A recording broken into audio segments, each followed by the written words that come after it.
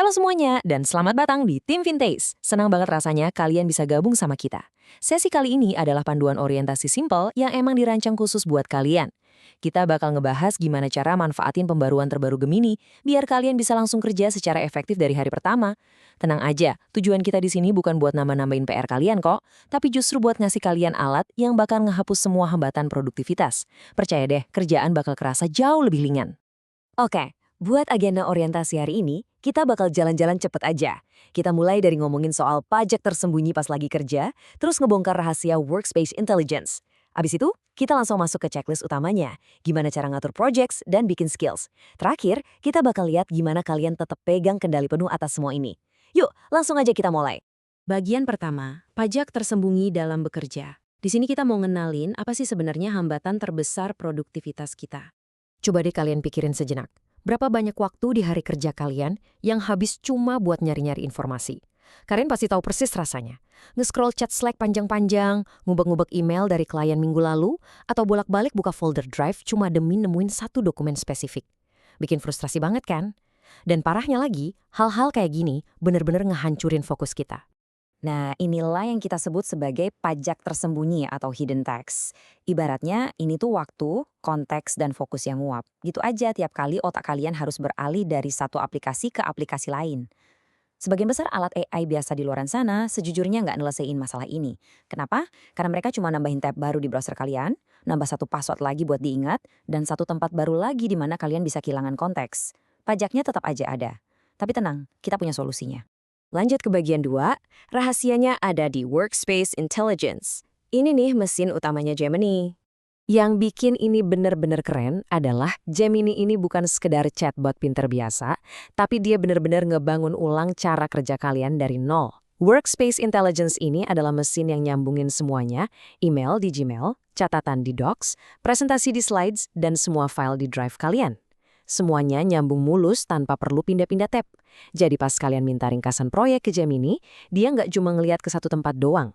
Dia udah tahu gambaran besarnya, dan dia bisa narik jawaban yang rapi dari semua sumber itu secara bersamaan. Sebelum kita bahas lebih jauh ke bagian praktisnya, saya tahu apa yang ada di pikiran kalian. Terus gimana sama keamanan data perusahaan? Poin pentingnya di sini adalah data kalian aman banget.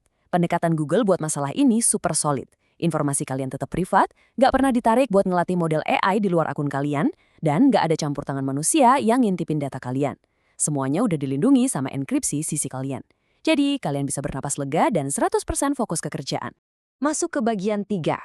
Checklist pertama kita, mengatur projects. Gimana caranya bikin ruang kerja bersama yang cerdas?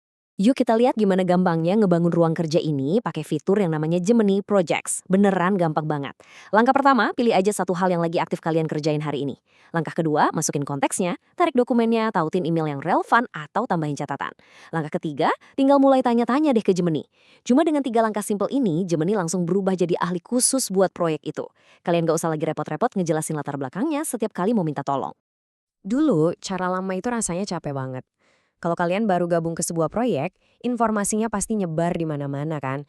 Ada yang di email, nyelip di dokumen, atau nyangkut di obrolan chat 3 minggu lalu. Kita bisa habis berjam-jam cuma buat ngejar ketertinggalan. Aku kepaksa nanya-nanya rekan kerja yang bikin mereka juga jadi keganggu.